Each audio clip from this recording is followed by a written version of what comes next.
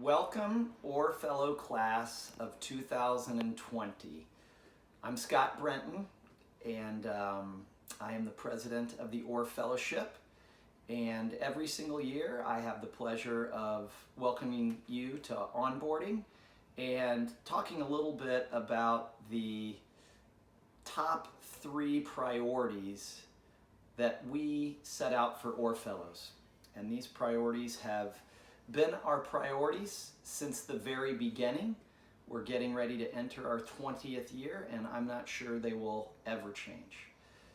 Now, this year, certainly unique. We've got a lot going on in our world, and I know that this has affected the class of 2020 in a very unique way. I'd like to start just by thanking everybody for the professionalism, the kindness, and the compassion that you have all brought to the beginning of your fellowship. I haven't had the good fortune of interacting with many of you in person, and that may persist for a while, but the stories I am hearing of your approach to your entry to the fellowship, they're humbling, and it's why you are OR Fellows. So thank you very much. Keep it up. Keep encouraging your fellow mates who've been impacted more so than you, and to be cliche, together we'll get through all of this. So on to today's business. The theme of my onboarding presentation has always been a little bit paternal, and I'll try to keep it brief today. That'll make it the video format and the brevity will probably make it less entertaining. Maybe one of these days we'll have a chance to cover some of these things in person, maybe over a beer or a coffee, and that'll be a lot more fun. But the theme, really my theme for all OR Fellows as you enter the fellowship can be summed up in one sentence, and that is, you are in charge of your career. And if I could put the letters YOU in all block caps and underlined and bold, it is about you. You are the one in charge of your career. Nobody else. There is no outside influence. There is no victim mentality. There is no anything at the OR Fellowship. We are in charge of our destinies, and I want you all to understand that clearly, and I want you to be prepared to take the reins and take your career in whatever direction you think is going to be most fulfilling. So with that in mind, 3 big priorities, and I will just state them here at the front end, and then we'll go into a little bit of detail. But and we're going to talk about it in terms of almost like a pie chart. What proportion of our 100% does each of these priorities need to occupy? So the first priority is to do great work at your host company. The OR Fellowship is a lot of things. You know, we have 4 C's, and we represent all of those. But the first is career, and that is really why we all are here. Your career and that work at your host company, it is the one most important responsibility you have as an OR Fellow. Doing great work at your OR company. That's your number 1 priority. And I would say, if there's a meter that says, in order for us to be successful, what percentage of the time do you need to be devoted to that objective? It's 60 out of 100% of your time, of your commitment to the OR Fellowship. That's the proportion that you should be thinking about doing great work for your host company. So that's objective number 1. Objective number 2 is to recruit an outstanding class of 2021. Our social stresses, both in terms of the divide over race and inequality, along with the continuing health pandemic that we are facing, it's going to make objective number 2 especially challenging. Recruiting a phenomenal class of 2021 is going to look very different than what it has in the past. But please understand, recruiting the next best class of OR fellows is your second priority. And if doing great work represents 60% of your responsibility, recruiting a great class represents the next 30. So 90% of your responsibility to the OR Fellowship is comprised in those two goals: doing great work and recruiting a great class of 2021. Third and final objective, core objective, I would say, of being an OR Fellow is to really embrace the experience and make a positive impression on our community. Elevate the community's view of the OR Fellowship's role in lifting Central Indiana to new heights. We'll talk a little bit about what that means, how you can be a part of lifting the reputation of the OR Fellowship in the eyes of all the community leaders who you will be engaged with. But that's the third and final objective. And 100 minus 60 minus 30, that's the final 10%. After we discuss these three core objectives, we'll talk a little bit about some of the extra sugar and spice that comes with the OR Fellowship, and there is a lot more. But I want everybody to understand, if every OR Fellow does great work, if we collectively recruit a great class, and then we impress all of the leaders in the community who we come in contact with, the OR Fellowship will forever continue to prosper. Those three things, they're core to what we do. They have been since the class of 2002, and I suspect they will be in the class of 2052. So let's talk a little bit about those three objectives in detail. So the first one, going back to do great work. This is where things tend to sound a little paternal, and I'll tone it down because that doesn't play as well on video as it does in person. But real simple, little stuff matters. This is the kind of stuff that your mom and dad talked to you about when you were going to visit a friend when you were a teenager. It's the kind of things that they talked about when you went off to college. But little stuff really, you never have a second chance to make a first impression. Cliche, I know, but very true. So some of the things that I talk about in terms of little stuff. Number one, be on time. Always, always, always be on time.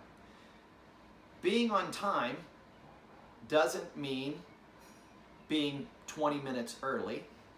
Showing up for an appointment 20 minutes early just makes the person who you have an appointment with feel awkward and rushed, right? So you don't have to be 20 minutes early. We know you're overachievers, but you don't have to overachieve in this aspect. It also doesn't mean showing up right when the meeting starts. So if you've got an 8 a.m. breakfast, don't show up at 7:40. Don't show up right at 8 o'clock. I'd say show up 5 minutes till 8. Being on time lets the person who you're meeting with know that their time is important to you, and that will make your time important to them. So I understand. Sounds like dad, but be on time. The second one's not much less dad-like. It's have an A attitude. You guys have all probably heard somebody say, I'll take somebody with B skills and an A attitude over somebody with A skills and a B attitude, every day of the week and twice on Sunday, right? Well, that's cliche also, but cliches are cliches because they're rooted in truth, right? So have an A attitude. I like to tell people, we're all working virtually now, but eventually we'll be back to the offices. And when you're working in the office, there's people who you look forward to seeing and always make your day better. And there's people who you're like, boy, I hope Roger's not in the office today. He's always got something to complain about, right? Be that kind of person who makes everybody else's day better. Just go to work with an A attitude. If you give A effort and you've got an A attitude, you are nearly to the top of the mountain in terms of having the kind of approach to work that everybody wants to be surrounded by. Third and last in little stuff matters, listen to me, in little stuff matters, is use your manners. I won't belabor this point, but saying, will you please pass the salt? May I please come into your office? Giving someone a genuine thank you. When you receive a thank you, giving a genuine you're welcome, or a genuine my pleasure, it just makes a difference. Being polite costs nothing and earns you more goodwill than you'll ever know. There's a phenomenon that takes place in our society today. Most of the time, when I say thank you to somebody, the return is a very casual, oh, no problem, or no worries. And that's all well and good. I know nobody means poorly or bad by it. But when you extend someone a genuine thank you, it really feels good to get a really genuine, you're welcome, Scott. That feels good, and I would encourage everybody to give it a shot. And what I would do on this use your manners stuff, I'd start trying to do it in your everyday life. When the server comes to your table the next time you get to go to a restaurant, instead of saying, I'll take the turkey club with French fries, just say, may I please have the turkey club with French fries? The waitress hears all day long, hey, I'll take the turkey club, and she's not offended by that. But if you say, may I please have the turkey club, and I'd also like French fries, please, you will make an impression on that individual, on that other human being. She won't even know really why. She'll just think you're extra polite. So it only gets integrated into your everyday vernacular and routine if you practice. So practice with each other, practice at the restaurant, practice at home. Use your manners. The second theme under do great work is prepare to be underutilized. This is probably the biggest challenge that I won't say every Orr Fellowship faces, because you shouldn't use absolutes, but at some point in time, almost every one of you will feel like the work you are doing for your host company is uninspiring, unchallenging, and you are capable of far more. And guess what?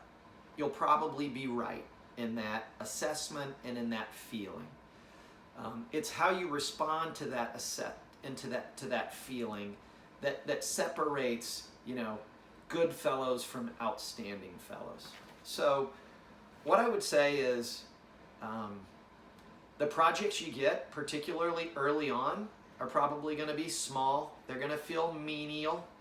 But if you don't really deliver on small projects with great attitude and great effort, where is the incentive for anybody to give you bigger and better and more important projects? So particularly in your first 6 months, it's actually true of every job, but it's most true in your very first job. You're not going to get the starring role or the biggest piece of a project out front. I know that sounds like common sense, and you can prepare for it mentally. It's an entirely different feeling when you go through it personally, and your work days are long, and you know you can do more.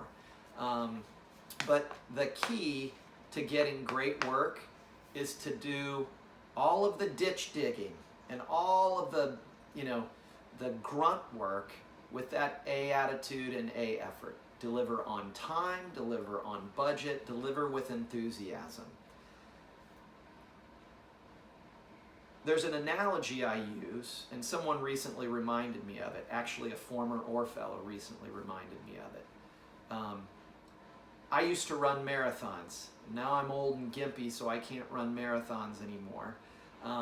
But when I was a marathoner, I came up with this analogy that your career is really, it's a marathon. It's not a sprint, right? So a marathon's 26 miles long, 26.2 miles to be exact. And if your career was 26 years long, that would mean you would retire at age 48. Well, I'm 48 and not retired yet, so I guess I'm going to run a little further than a marathon, right? But 26 years is a long time, and then you're only 48 years old, and few of us are retired by then, right? So I want you to run your career at a competitive marathon pace. We're not walking, we're not jogging, we're trying to get a personal best in our marathon time, but recognize it's not a sprint. And there will be times in your career when you've got a sprint for 2 or 3 months, 2 or 3 long nights in a row, but your career is a marathon.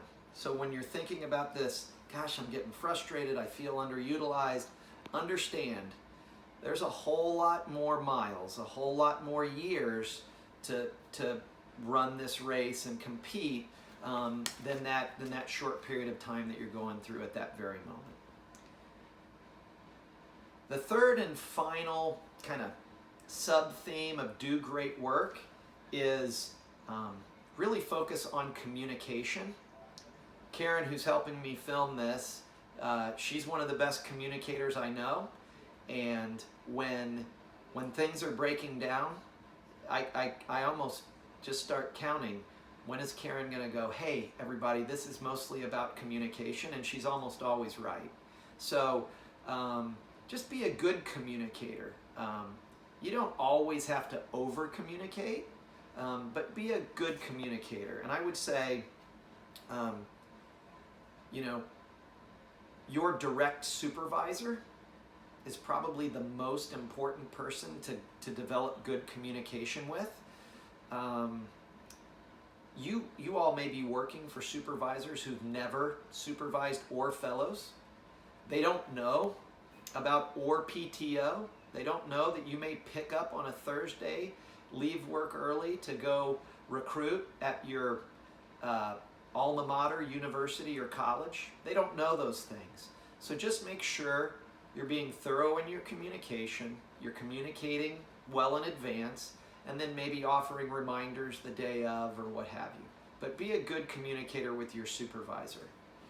Eventually, being a good communicator with your supervisor will almost inevitably become, hey Karen, I have to make a decision. We either need to do A or B. Here's all my data. I think we should do A. Please let me know in the next 24 hours if you'd like to talk about it, or you think we should reverse course.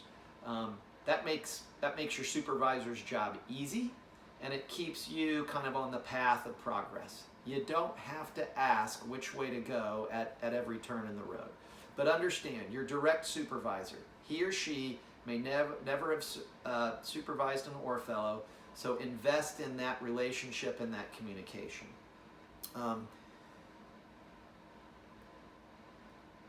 Then I would say there's a broader audience of people that you want to be a good communicator with. Your executive sponsor. So most of you won't work for the individuals who interviewed you at finalist day. You'll report to somebody else inside of the organization that's a little lower in the hierarchy.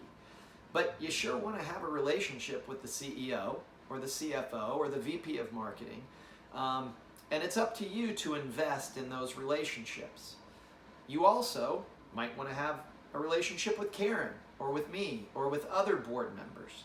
And as much as we love you all, we're probably rarely, if ever, going to send each fellow an email saying, "Hey Sally, how you doing? You want to talk about your career?" On the flip side, if you send us a note saying, "Hey Scott, I've got this challenge at work. I'd like some good advice. Could we meet for coffee or after work someday and talk about it?" I can tell you that I receive those emails with great enthusiasm and always say yes. And I know Karen is the same way, as are the rest of the board members, as will be, the leaders in your host companies. So understand, those relationships are your responsibility. This is kind of going back to you are in charge of your career. The doors to all of those offices are unlocked, but you have to knock, and you have to be the one that's to say, "May I please come in and talk with you about this topic?" And then when you go in to talk about them, be prepared, be well studied, have good questions. It's not just a social visit, right? Make your time valuable and theirs as well. So that's 60% of all of your responsibility in the OR Fellowship. Do great work, and the sub points of do great work are little stuff matters, be prepared to be underutilized, and be a great communicator. We're 60% done. The next core responsibility is what? Recruit a great class of 2020, right? So that's our next 30%. Now this, I'm not exactly sure what this is going to look like this year. With everything we're dealing with, particularly the worldwide health pandemic, heck, we don't know what students' class experience is going to be like. We know some students may elect to go online. We don't know if there will be university events. We don't know what kind of gatherings will be allowed on university campuses. So recruiting a great class is always challenging, but I suspect it's going to be even more challenging this year, and it's going to require that we all are nimble and agile and kind of roll with the punches and be prepared to change our tactics at a moment's notice, right? We'll probably have a lot more virtual meetups than we've ever had. Will there be career fairs? I don't know. Your generation is really active and really adept at using social channels to communicate. We've done that a little bit in the OR Fellowship in prior years, but we've kind of stuck to our traditional means of recruiting, and we're going to have to change that. We're going to have to come up with good social strategies, and how do we spread the word through online channels where students congregate. And some of our key events, first round interviews, forums, reception on the circle, finalist day, we don't know if any of those will be able to be held in the traditional way that we've held them. So our recruiting team is already busy at work trying to build contingency plans for how we recruit in a more socially distant world. But understand that recruiting a great class, the class of 2020 was unique in the way you began. The class of 2021 will be very unique in the way we attract those individuals. Please know, first-year fellows, if we are going to do a great job recruiting the class of 21, the class of 20 is by far the most important ingredient to our entire cocktail. Our first-year fellows have always been the engine of our recruiting race car.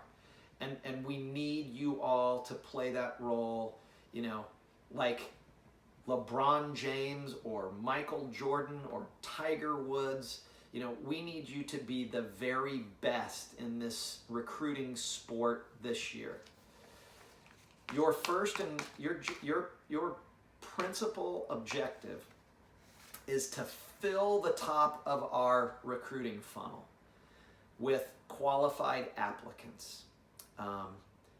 We have a goal of attracting approximately 1,400 qualified applicants into the top of our recruiting funnel. If the class of 2020 doesn't do their job and they don't get us started with a full funnel at the top, well, then we are behind the 8 ball from the very, very beginning. So understand that's your primary objective. It may get frustrating at times that we're focused on a number, that we're focused on 1,400, that at Purdue University, my alma mater, we're supposed to bring in 125 qualified candidates to the top of the funnel. But just know, if we don't start the race strong and fill the top of that funnel, particularly with all of the challenges that we're going to have downstream, then we are not going to accomplish our objective of raising the bar where talent and character and desire is concerned at the Orr Fellowship. There's a word that I'm going to use. I always kind of wrinkle my nose when somebody describes themselves as being competitive. Like, oh yeah, I'm real competitive.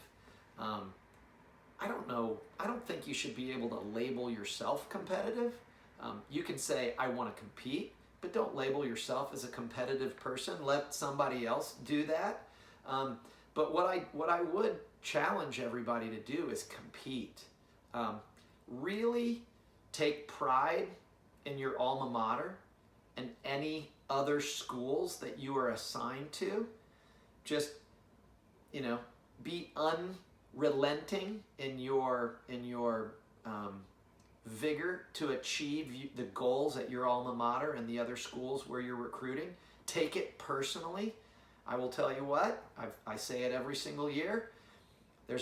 Purdue has had more fellows in the Orr Fellowship from the very beginning of time until now, and by golly, as long as I'm around, we're going to stay on the top of that mountain. Come and get us. IU, Notre Dame, Miami, all of you, we're going to stay at the top of the mountain. I'm going to have a passion for Purdue recruiting every single year, and all my Boiler friends, I'm sure, join me in saying, come and get us, right? But that's the kind of attitude that I want everybody to have. I want my Hoosiers to have it, my Redhawks to have it, my Irish to have it. I want everybody to be, to really be serious about fulfilling their objective at the schools where they are assigned. And, we want to raise the bar. We want everybody to feel 5 years from now, for you to come back as alum and to interact with fellows and go, man, I sure am glad I was placed in the class of 2020 because I don't know if I could get in anymore, right? We're trying to raise that bar. And one of the things that we will talk about a lot, and I'll talk about here in just a couple of minutes, is our efforts where diversity and inclusion are concerned. That's a bar that we decided a couple of years ago really needed to be raised, and we certainly haven't reached the summit. We are a work in progress, but we've made some really good progress, particularly with the class of 2020, which we're very proud of. So raise the bar in terms of the intellect. We're trying to find people that are hungry, humble, and smart, and diverse, right? And so you think about finding people that are hungry, humble, and smart, and come from all walks of life. That's what raising the bar means. Improving this cocktail of fellows that we have. So that's it. Do great work, 60%. Recruit an outstanding class, 30%. Understand your role's vitally important in that. And then that last 10%, this is just, engage in the fellowship and impress the community that you interact with. You folks are going to have you guys are going to have some remarkable opportunities to meet some really neat people in Central Indiana and beyond. And those doors will have been opened through the Orr Fellowship. Some of them are long-standing relationships we have. Some of them will be ideas that you come up with. But when you have those opportunities, I just asked a couple of things. One, participate, engage, right? If we have the opportunity to speak with Eric Holcomb and social distancing allows, we want 140 fellows in that auditorium where Eric comes and speaks to us.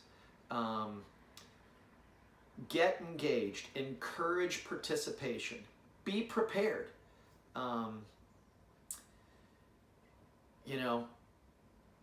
I think being prepared is one of the key ingredients in life. If you prepare and you're the most prepared person going into a meeting, guess what? The probability that you accomplish your objective in that meeting, it's extraordinarily high. So be prepared, encourage attendance, ask good questions, just be engaged, be excited, have a effort in these extracurricular or programming types of opportunities. So that's the final 10%. So our 3 core responsibilities: do great work, recruit an outstanding class, and then engage in our curriculum and impress the community that you are exposed to. So, I wish every single one of those, I wish I didn't have to choose 60, 30, 10, because guess what? That last 10%, it's worth a heck of a lot more than 10%. It's just, it's not quite as important as our top priority. So now I want to talk about a couple of things that are, I guess this is kind of above and beyond the 100%, because you're Orr Fellows and everybody's going to expect it of you, right?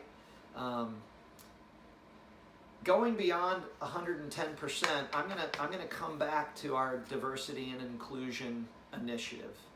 I feel a little bit sick to my stomach that I don't put diversity and inclusion efforts, in our core 3 items. Here's what I want everybody to understand. Those core 3 have been our core 3 forever. And what we are choosing to do is our diversity and inclusion efforts, instead of putting them in a silo and deciding that they're going to be these things that stand on their own, we want those things to be interwoven into every single thing we do. So there are D&I components to doing great work. There are D&I components to recruiting a great class. There are D&I components to embracing the opportunities and engaging in those, right? So I'm mentioning this initiative outside of our core 3, but understand it needs to be a part of every single thing we do. And I mentioned a little bit ago that we are certainly a work in progress. And when you're a work in progress, it's a little bit hard to express pride in what you've accomplished. But I am proud of our work over the last couple of years, where this important issue is concerned. 2 years ago, we actually formalized a whole bunch of D&I just initiatives, and we got to work. And one of the you will see statements on diversity and inclusion. Those weren't developed in the last 12 weeks. Those were developed 2 years ago. And I go back and I test them now, and I think they hold water pretty darn well. 2 years ago, if we went back and looked at the historical ethnic diversity in the Orr Fellowship, we weren't doing a great job. uh, people of ethnic minority made up about 9% of all Orr Fellows for the first 16-ish years of the fellowship. And we said, you know, that's just not who we are. That's not where we want to be. So we did pretty intense analysis of the ethnic makeup of all the colleges and universities where we recruit. And as it turns out, if you put all those colleges and universities into one big crock pot and you test the ethnic diversity mix in that crock pot, about 19% of all of the students are ethnic minority in the schools where we recruit. So we said, phase one, we're going to get to 19%. It's the first step in our journey, but we are going to mirror the ethnic diversity of the rivers and the streams where we fish for new Orr Fellows. And by golly, I'm proud to say, in the very first year of our formally setting that as a goal, the class of 2020, and things may have changed a little bit as we've had some fellows depart and some others added to the mix, so I can't tell you the percentage as of today, but I know the percentage as of 6 weeks ago, it was exactly 19%. So again, we're a work in progress. That number doesn't mean we've had success, but we set our minds to improving our inclusiveness, first on an ethnic diversity axis, and we had a lot of success. And I'm sure by the end I'll remember the class of 2020 for a lot of things, not to mention coronavirus. But I know there will always be a spot that I remember the class of 2020 was when we had our first kind of statistical or metricized goal, and we reached it. So now, where do we go from here, right?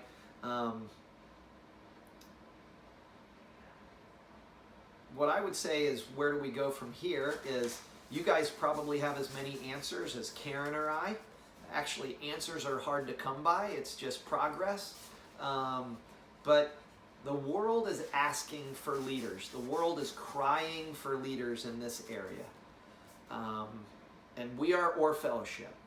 Our mission is to identify, recruit, train the future generation of leaders, right? So let's be leaders in this area. Let's make it part of our dialogue. Let's not be shy about talking about it. Let's understand it's not the only reason we're here.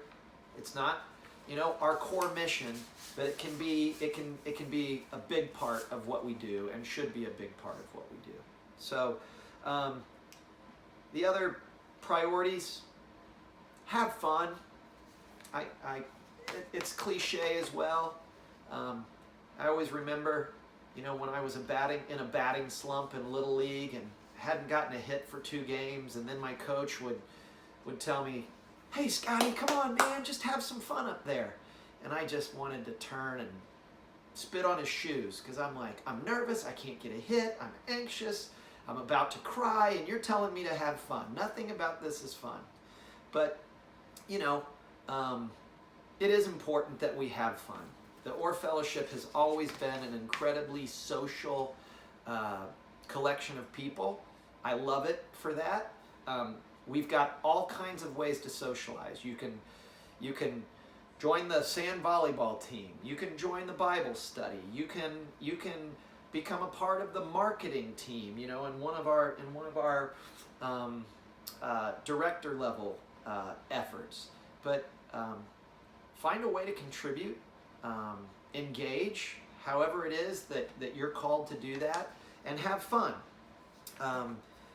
You guys, you'll have a unique opportunity. I would say, when you're a first year, all the other first years, they're kind of like your pledge class. You're naturally going to get to know them really well, but make an effort to get to know the second years as well. And then when you're a second year, really make an effort to get to know the first years. when you leave the Orr Fellowship, you're obviously going to know your own class really well, but you should have really great relationships in the class ahead of you and the class behind you, in addition to your own classmates. And I would say the same is true for alumni. Every affinity organization, whether it's a college or university, a high school, a Greek society, they all crave to have more engagement with their alumni, and we have a group of alumni who really want to be engaged with you all. And so I would say that's a set of relationships that you shouldn't take for granted, and you should take advantage of.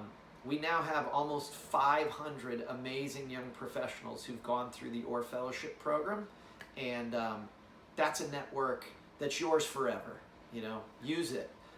And it starts with your classmates, those fellows on either side of you, and then the alums. And then the very last item, and this is a little bit aspirational, and it's probably going to be pretty tough given our current, worldly affairs.